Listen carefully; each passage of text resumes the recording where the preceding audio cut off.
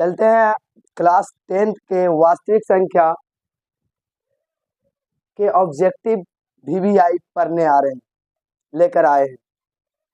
यहाँ पर देखते हैं तो सबसे पहले क्या क्वेश्चन कह रहा है कि निम्न में कौन सबसे छोटी प्राकृत संख्या है। जैसा कि तुम लोग को हम बता चुके हैं कि प्राकृत संख्या को n द्वारा सूचित करते हैं और प्राकृत संख्या को हम गिनती की संख्याओं को प्राकृत संख्या कहते हैं। ये बात अगले वीडियो में हम बता चुके हैं। तो प्राकृत संख्या यानी गिनती की संख्याओं को, यानी एक से गिनती की संख्या स्टार्ट होता है, 1 2 3 4 5 dot dot dot dot infinite तक।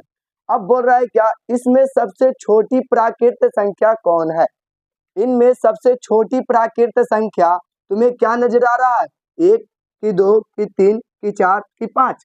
यहाँ पर सबसे छोटी प्राकृत संख्या तुम्हें नजर आ रहा है मेरे दोस्त 1, यानी सबसे छोटी प्राकृत संख्या तुम्हारा क्या हो जाएगा, 1।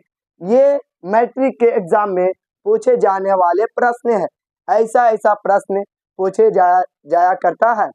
इसीलिए चलते हैं अगले क्वेश्चन की ओर। अगला क्वेश्चन मेरा कहता है कि सबसे छोटी अभाज्य संख्या और सबसे छोटी भाज्य संख्या का गुणनफल क्या होगा। तो अभाज्य संख्या किसको कहते हैं, तो अभाज्य संख्या उसे कहते हैं जो खुद से कटे, किसी अन्य संख्या से ना कटे, उसे अभाज्य संख्या कहते हैं। तो अभाज्य संख्या यानी जो खुद से कटे, यानी खुद से कौन सा संख्या कटता है मेरे दोस्त, इधर ध्यान देना। यानी खुद से कटने वाला संख्या तुम्हारा है 2 खुद से कटता है, 3 भी खुद से कटता है, 5 भी खुद से कटता है, 7 भी खुद से कटता है, 9 भी खुद से नहीं कटता है मेरे दोस्त, क्योंकि 9 3 से भी कटता है और 9 से भी कटता है, इसीलिए 9 नहीं होगा अभाज्य संख्या।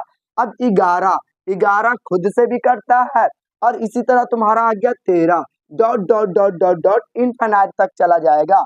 अब अगला क्वेश्चन यानी क्या कह रहा है कि सबसे छोटी भाज्य संख्या, भाज्य संख्या किसको कहते हैं, तो भाज्य संख्या वैसी संख्या को कहते हैं जो खुद से भी कटे और किसी अन्य संख्या से भी कटे, उसे भाज्य संख्या कहते हैं। यानी जैसे, यानी एग्जाम्पल, यानी खुद से भी कटे और किसी अन्य से भी कटे, यानी 4 खुद से भी कटता है, किसी अन्य संख्या से भी कटता है, 6 खुद से भी कटता है, किसी अन्य संख्या से भी कटता है।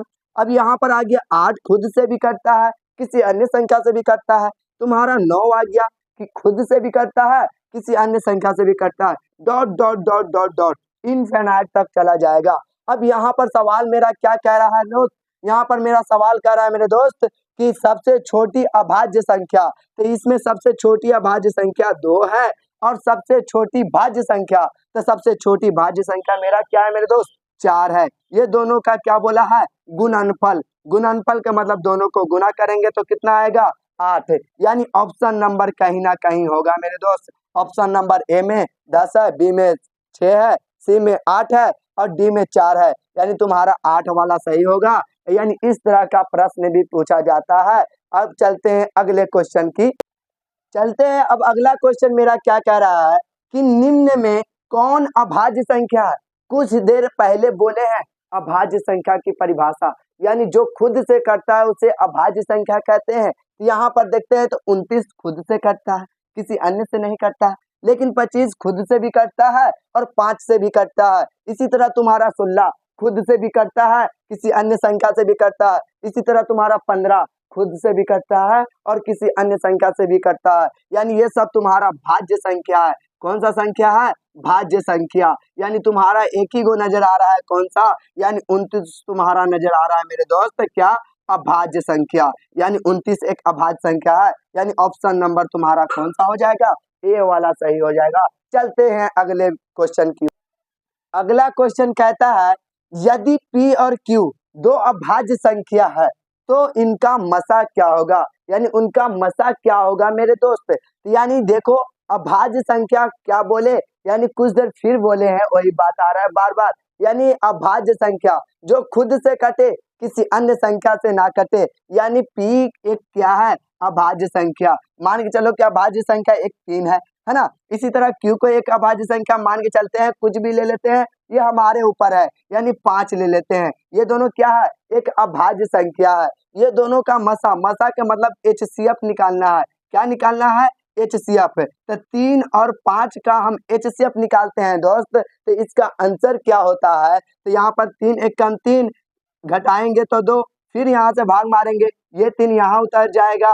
अब यहाँ पर दुक्का पारा के बार पढ़ेंगे कि 3 आएगा, अरे एक बार पढ़ते हैं तो 2 ही आता है। यहाँ पर 2 यानी घटाएंगे तो 1, फिर यहाँ पर ये 2 उतर जाएगा, कोई दिक्कत की बात नहीं ना। एक का पहाड़ा के बार पढ़ेंगे कि 2 आएगा, तो 2 बार पढ़ेंगे तो 2 आएगा, यानी इसका मसा क्या होगा, यानी HCF क्या होगा मेरे दोस्त, 1 होगा। अगर तुम्हें लग रहा है कि सर आपको पता होगा कि 3 और 5 से होता है, नहीं मेरे दोस्त, तुम दुनिया को कोई भी अभाज्य संख्या ले लो, वो तुम्हारा यानी 2 अभाज्य संख्या का मसा हमेशा 1 ही होता है। यानी ऑप्शन नंबर तुम्हारा कौन सा हो जाएगा मेरे दोस्त, ऑप्शन नंबर तुम्हारा डी वाला हो जाएगा।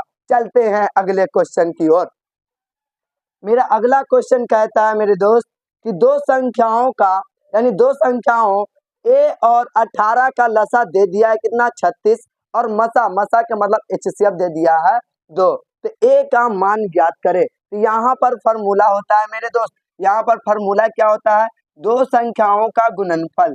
क्या फॉर्मूला होता है, दो संख्याओं का गुणनफल का फॉर्मूला होता है मेरे दोस्त। दो संख्याओं का गुणनफल का फॉर्मूला होता है। गुणनफल का फॉर्मूला क्या होता है, लसा गुने मसा। क्या होता है मेरे दोस्त, लसा गुने मसा, लसा गुने मसा।